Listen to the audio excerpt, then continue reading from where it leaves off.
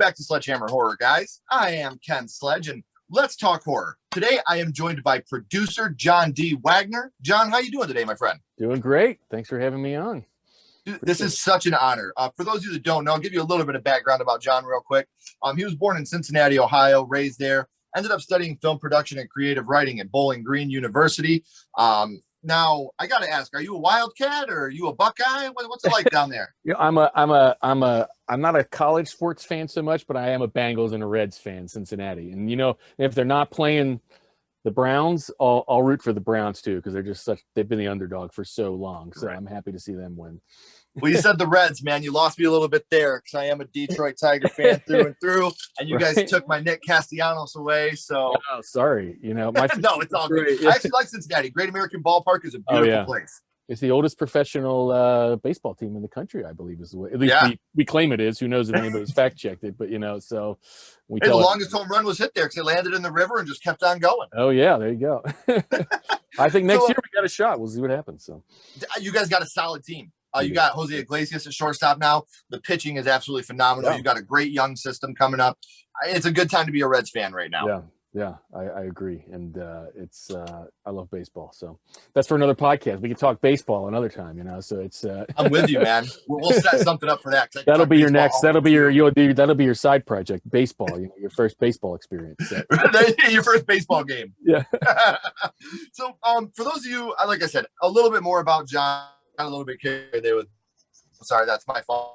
He's been involved as an executive producer and a line producer on a slew of successful horror movies, films that we all love, like Bone Tomahawk, Cheap Thrills, Starry Eyes, The Strangers, Pray at Night, Haunt, and the just released Wrong Turn Reboot. And by the time you guys are watching this, it is on VOD. It is February 22nd right now as we're filming. But tomorrow, the 23rd, it will be available VOD, and that is Wrong Turn. I believe in some places it's called Wrong Turn: The Foundation. I don't know if you're in the States it's called that, but the new Wrong Turn movie, which also features one of my good buddies, Damian Maffei, one of the nicest guys in the whole world. Chaney Morrow is a part of that too. So it seems like everything you touch, my friend, as a producer turns to gold. I'm a huge fan of all your work. I love Bone Tomahawk. I just did an episode where somebody introduced me to that, and I absolutely adored it. Obviously, Haunt, The Strangers Pray at Night. So what's it like just being perfect, man? What's that like for you? You know, I wish I could claim that it's my, you know, that somehow I have something to do with, you know, a touch of gold, but like the projects come to me. I don't really seek out, you know, I don't necessarily seek out and develop projects, right? So as like a line producer, I come in usually after there's some sort of financing involved and you know, other producers have developed it, you know, creatively and found the director and whatnot.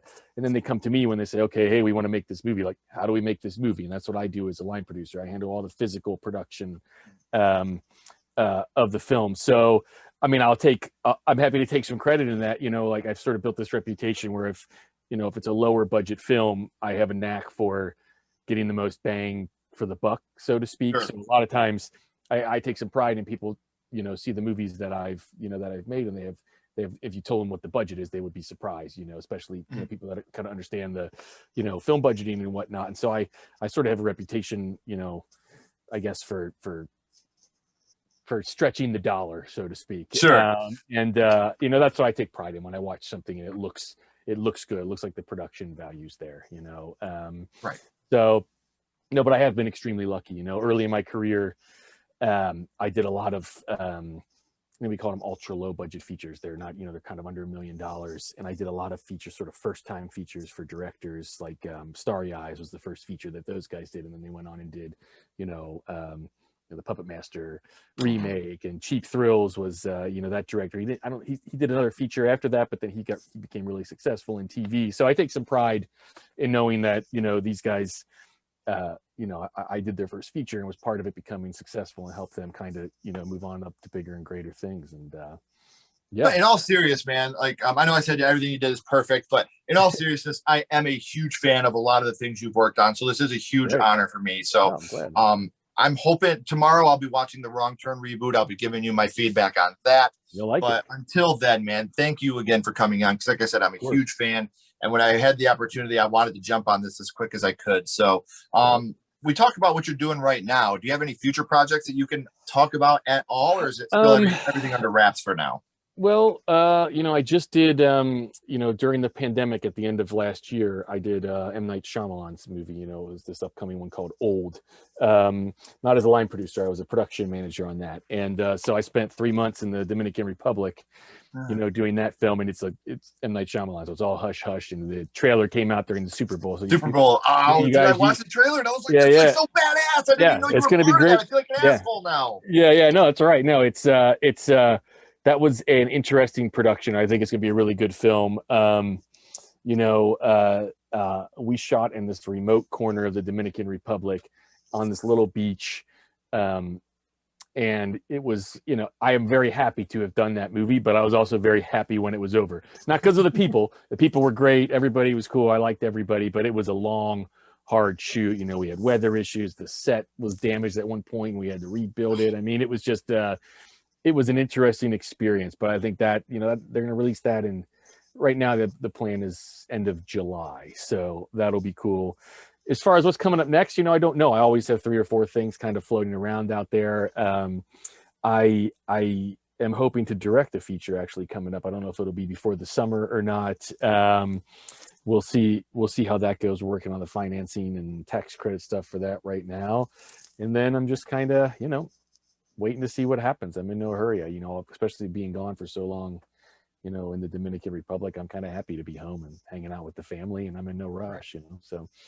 Yeah. Well, that's actually what took us so long to do this episode. I didn't know that it was Old that you were working on, but I knew you were out of the country, and that's what took us so long to hook up to actually do this episode.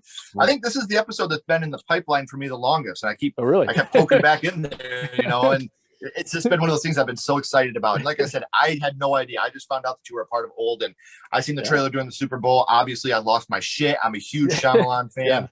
I'm actually one of the people I think Devil is probably in my top 10 favorite, horror suspense movies. And Shyamalan's great. And to see you as a part of this is going to be so intense, man. I'm so excited for this. Yeah, it's going to be exciting.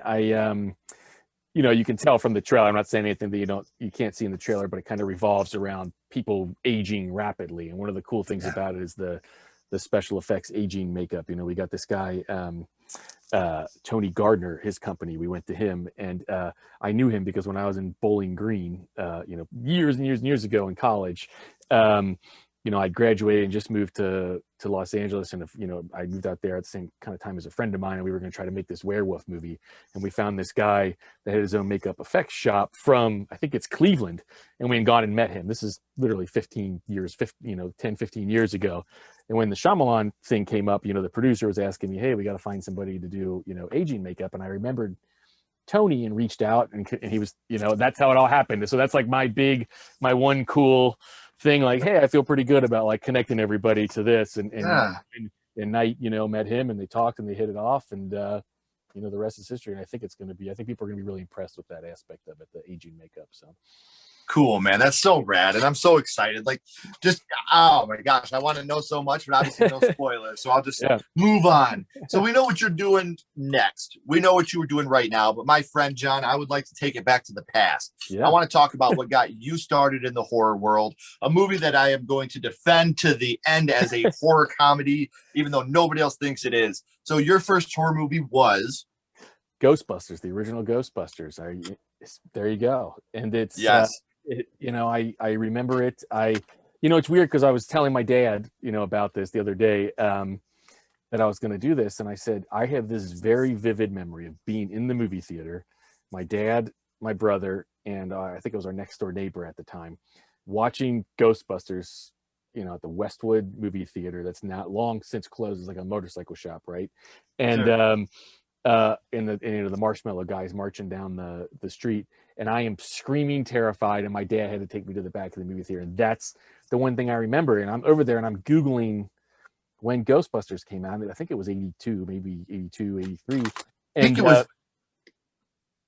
I thought it was 84. Okay. So 84. So I was born in July of 82. So I could not have been in the movie theater during the initial run. I have the greatest memory, but I can't imagine my dad would take me to see it when I'm, 1.5 or whatever.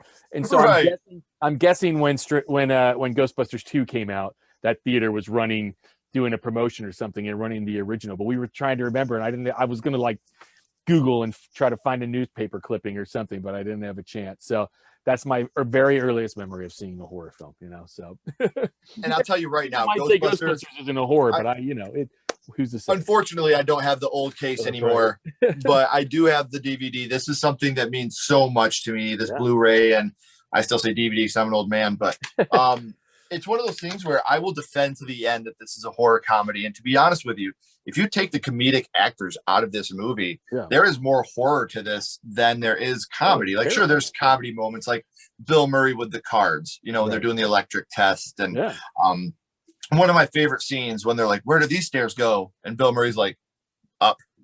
Like there's stuff like that. But man, like one scene that I always go back to, when Dana's getting taken and the chairs are moving around and then she gets sucked into that bedroom. Like that is such a scary scene, man. So a lot of stuff, man. It's like the demon dogs, all that stuff. I mean, I think, how do you define horror, right? I mean, it's you go to a horror film to be scared per se, but also you want to be scared because it's fun, right? And so here's Ghostbusters, and yes, it's scary, but it's just fun, right? And like, that's the point, right? That's what a horror movie is. You're having fun with horrific elements of it all, whether it's a slasher, whether it's supernatural, whatever. And so I think, the idea of labeling, being able to say something is or isn't, I think is silly. It is, if it is, it's hard.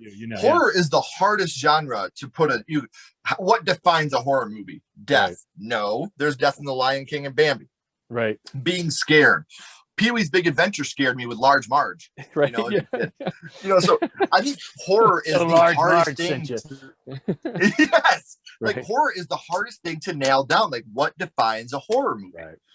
Yeah. Like that's something I completely agree with you. That's so hard. And I mean, let's talk about before I say this, I would like to know, which scene do you think affected you the most from Ghostbusters? Obviously the marshmallow guy, because I still remember it after all this time. And I think actually it's the scene that I love, the part I love most in the Ghostbusters, I guess, franchise, at least the original two. I was just talking to my wife. I said we never actually, when they did the reboot with the the all-female cast from the like with some of the Saturday Night Live actresses, I know it got like poo-pooed a lot and everyone was like super pissed off about it.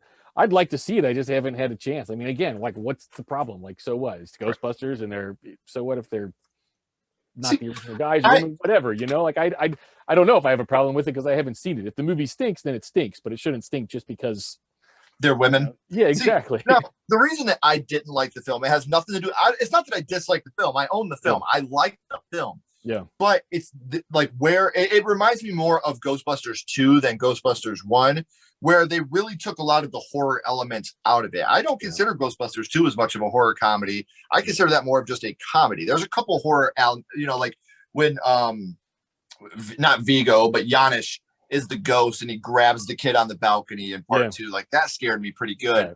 But I think that, the new Ghostbusters and that one, that was more comedy than horror. And that's what kind of pushed me away from those movies a little bit. Right. But I would definitely recommend seeing the new one. It's not a bad film, I'm sure. Yeah. I've not heard great things, but I think I'll check it out at some point. And the new one's supposed to be pretty good. I'm kind of excited for that. I'm super excited for it.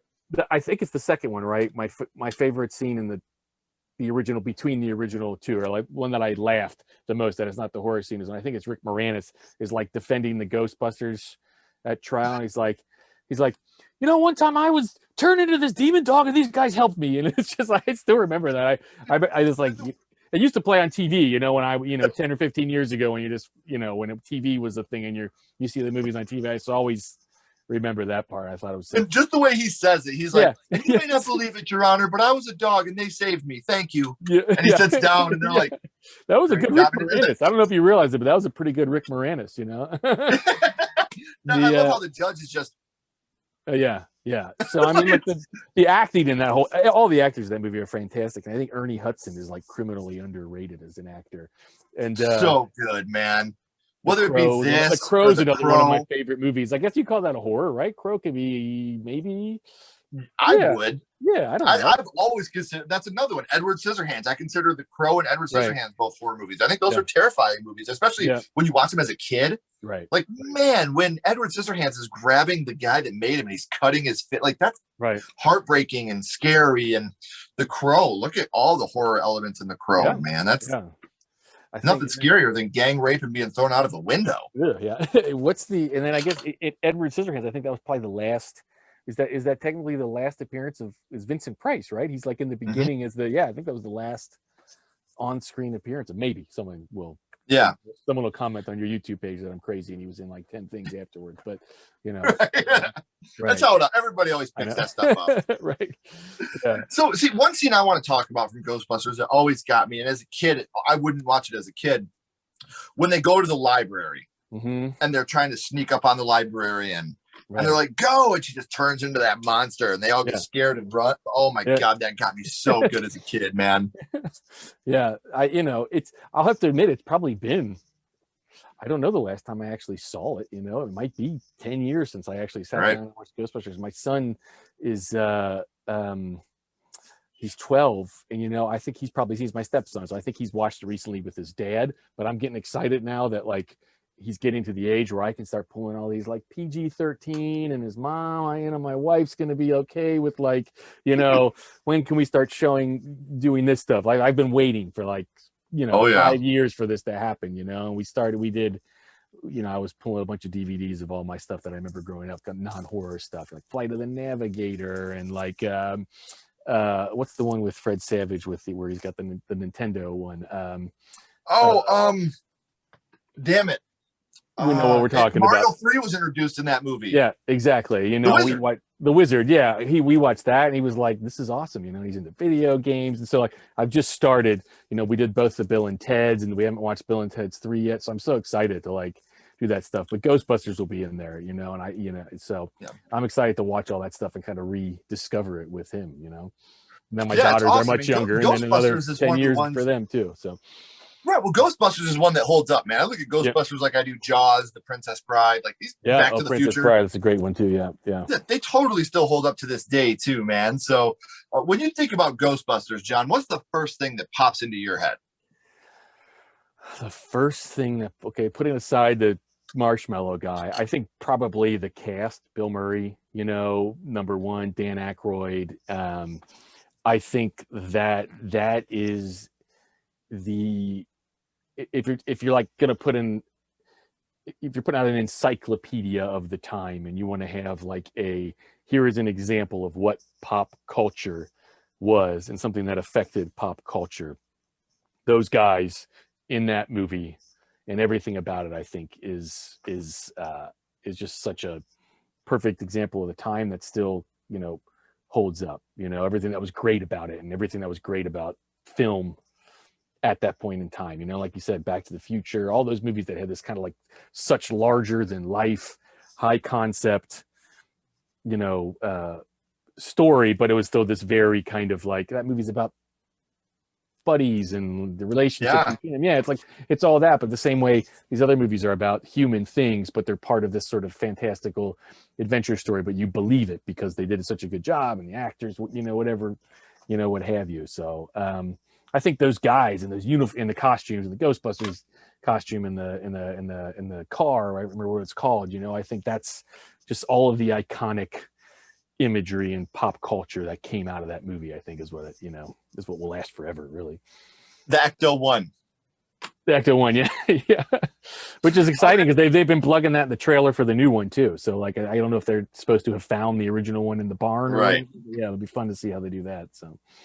And I mean, look at people still to this day, like, who you gonna call? Ghostbusters, right? The theme song, it's amazing. Yeah, like every Halloween you hear that playing when you're trick or treating, and like somebody set up a haunted house in their garage or something, and that's just playing on a loop as you walk by. So it's forever part of the culture. And let me ask you this, man, because nobody can seem to remember this but me. Do you remember Ecto High C, the orange High C? That of course, absolutely, dude. Yeah. I've tried eBaying it, they don't make it anymore, man. They did it in like the Squeeze It. Remember what Squeeze Its were too? Like they did it in that version too, and they did it in a little square. I loved that stuff growing up. I always drank that stuff growing up, and it's probably terrible. Slimer is one of the things in the movie that, to me, if he's a scary little thing that they make funny. Like when you see him for the first time. He's going through that wall, and Bill Murray's just screaming as he's holding onto the walkie-talkie. Well, he's got the little glowy eyes. I think for a while he has like little glowy eyes at the first, and it's like it's pretty scary. Yeah, again, in the second one, it's more comedy. They lighten him up a little bit, but in the first one, Slimer's a scary little thing, man. Yeah. Do you remember the cartoon that came out? Like, I don't think that was after this. I don't know if it was after the second one or after the first one, but like the real Ghostbusters. Yeah, and Slimer was in that too, and he was like, I remember it. He was like their sidekick. Yeah, he's like the firehouse dog or something. It was man, like little Dalmatian. Right. Yeah, I mean Slimer. There was a high C, and then there was the squeeze it bottle, whatever you call that. I don't know. Pop bottle. the little quarter drinks. Yeah, absolutely. And I love those things, man. So let's talk about your favorite scene from Ghostbusters. We talked about which one affected you the most, but what's your favorite scene from the original Ghostbusters, Jon? Oh my God! Again, it's been so long. I don't know. I think my favorite scene that I remember most is probably weirdly is the Rick Moranis scene from when he's defending them from being the dog, from the trial and saying, "Hey, they rescued me from being a dog." I turned you into a dog. Is it Ghostbusters 1 where they're like down in the sewer and they're seeing all the plasma run through that's 2, right? Because that's when the guy's coming through the painting. Yep. Vigo the Carpathian. The scene with Bill Murray and Sigourney Weaver when they're in like he's over her house and she's been like possessed by the demon. And there's so many great like one-liners that nowadays are probably not that PC for whatever reason. Where he's like, he goes over there first and he checks the place out, and she's like, he's like, what happens in here? She's like, that's the bedroom, but nothing's ever happened in there. And he's like, what a shame. It's like a classic Bill Murray line, and then there's just so much good stuff with I love Bill Murray. It's hard to pinpoint a favorite scene, and like I said, it's been so long, but the one that sticks in my head obviously is when the Stay Puft guy is like charging down. And I just watched something the other day about like a behind the scenes how they did that scene. A lot of that's a miniature too, and like the guy in a suit. That's another thing that makes the movie last for so long. It's because the practical effects don't age, right? If you do practical effects correctly, they don't age. Whereas CGI, digital effects, eventually your mind trains you to get used to the cutting edge stuff as it comes up, so you can recognize the older stuff better. But good practical effects are just, there's something viscerally real about them. Go back and rewatch Freddy vs. Jason, and you'll see what you're talking about with that CGI. Right, how it doesn't hold up. Well, I watch this stuff now. You see these like deep fake things that people just do in their like basement with like with their computer or whatever. And like even I did a Yahoo web series a few years ago where the whole gist was that we've hired body doubles, and we put celebrity faces on them and pretended like they were caught on security camera doing stuff. And it was like weeks for every episode, and you have the licensed footage, and now it's just somebody just takes a picture and puts it on there, and it's like amazing. It really is amazing, it's exciting to see where filmmaking's going in that aspect, but I'll always be a fan of practical Me too. Effects, I think that I'm one of the people that I don't shit on CGI. If you can do it right and you can do it well and you mix practical and CGI, it can look really, really good. You only notice it when it's bad. You've seen great CGI in every movie. You just don't even realize it because it's good, It's that good. It's only when it's bad that you realized it. And it's like, what are you going to do? So, Jon, we talked about your first horror movie a little bit with Ghostbusters, but I'm going to go scream on you here for a second, my friend. What's your favorite scary movie, Jon? Right. What is your favorite horror movie of all time? When I was in, this was probably 2008 or 2009, I directed a really low budget horror feature, and I was, I guess you would call it research. I was watching a bunch of movies, and I came across this Australian horror film. I think it's Australian, called Wolf Creek. I don't know if you're familiar with it.